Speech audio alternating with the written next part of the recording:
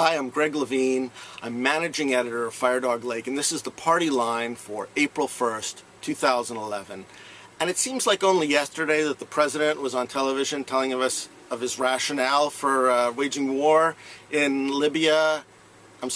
Of waging time-limited, scope-limited, kinetic military engagement in Libya.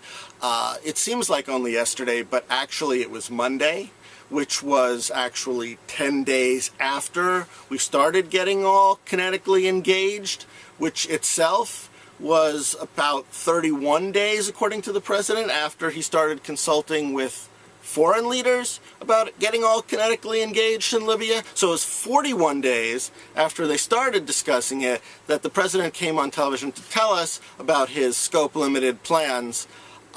Except that that's not the worst of it, because apparently he didn't really tell us about his plans, because a couple of weeks before that speech he signed an executive order that authorized the CIA to get a whole lot less time and scope limited and a whole lot more kinetically and militarily engaged by perhaps arming the rebels and training the rebels on how to use those armaments, and also looking around for indigenous leaders of this revolution that we can then either identify, single out, or install to lead the new Libyan government.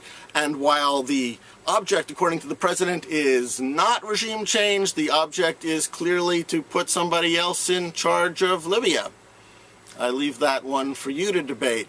All very disturbing, but perhaps even more disturbing than all of that is that it seems like there's absolutely no institutional memory here. I mean, there's no one in the administration, honestly, that doesn't remember what happened in Afghanistan when we armed the Mujahideen.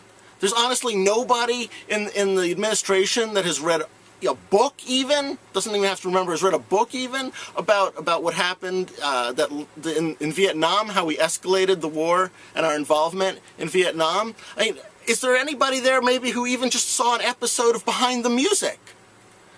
Or at least saw the whole episode? I mean, I get the sense that, like, they saw the first part, where it's just like, oh, we're just a bunch of kids and we really, really love the music. And then next thing we know, it's like everyone's playing Funky Town, and everywhere we go, it's Funky Town, Funky Town, Funky Town. But then there's a commercial break, see? And what happens after the commercial break, which I feel like nobody in the administration stuck around to see, is when they come back and say, and then there were the drugs. And inevitably, honestly, there were the drugs, or the guns, or the bombs, or the terrorist blowback. That's part of this story. That's behind the kinetics, if you will.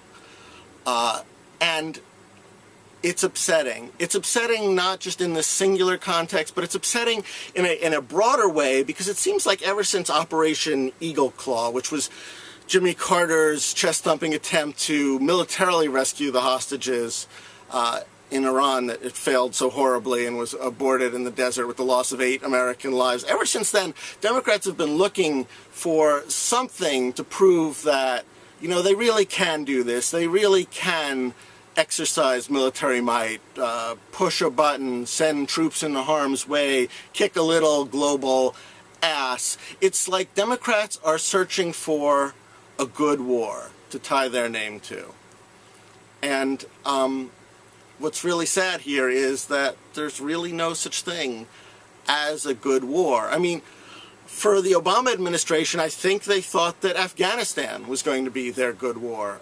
The president actually campaigned on it. It's one of the few campaign pledges he kept. He said he was going to escalate the war in Afghanistan. He escalated the war in Afghanistan. The idea being that we were going to do it right, that the previous administration had turned their attention away for some foolhardy mission in Iraq. But honestly, we were going to set up where there once was a theocracy, a dictatorial, horrible, terrorist-harboring theocracy in a backward country. We were going to set up this beautiful, flowering democracy there, and all it would take was a few more, shall we say, boots on the ground for some time-limited amount of time.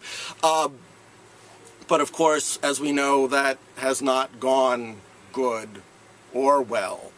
And so the administration, I think, seeing an opportunity in what a lot of people are starting to call the Arab Spring, has turned its eyes to Libya in another attempt to find a good outcome that might perhaps inoculate them from attacks that will likely come up in the 2012 election about how they have managed the wars, which, like it or not, the Obama administration now owns in Afghanistan, if not Pakistan, and perhaps maybe Somalia, Yemen, and Iraq. Remember, Iraq, still there.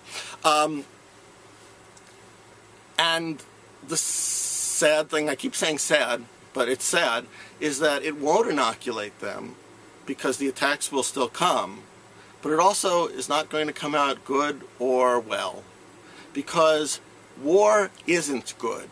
It never is. It might sometimes be necessary, probably a lot fewer times than you think, but it might sometimes be necessary, but even then, it's not a good war. Because when you militarize an option, the outcome is inherently messy.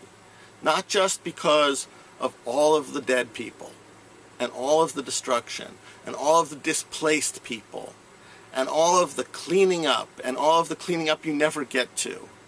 Not just because of all that, but because of the power structures you set in motion when you decide to take on a problem with a military solution. In fact,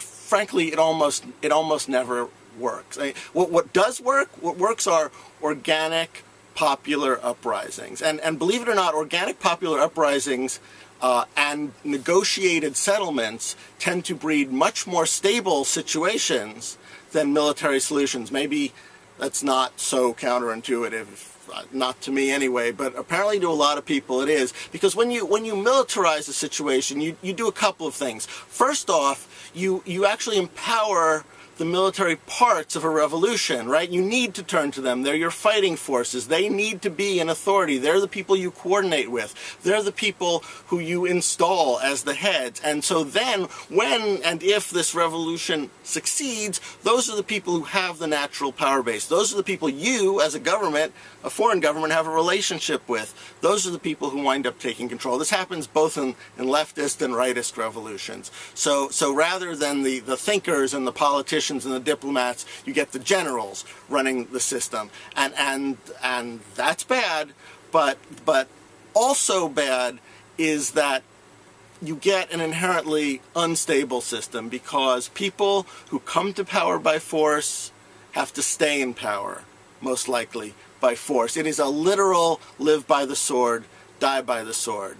And the thing is that the force that needs to be used, because our timetables may not match their timetables, often has to be backed up with United States aid, and that means military aid and covert operations perhaps, and lots of us backing the wrong guy and repressing their people to make sure that the revolution that we worked so hard for, quote, succeeds.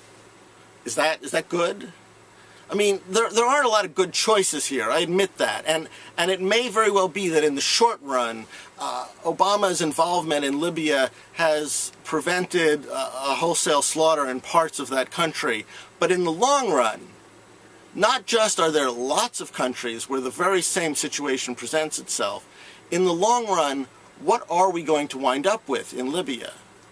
Are we going to identify, say, a disaffected general from the Libyan regime to put in place of Gaddafi? You know, maybe they're right. Maybe it really isn't regime change after all, which is, again, really sad, not good, and alas, for so many of these involvements, the party line.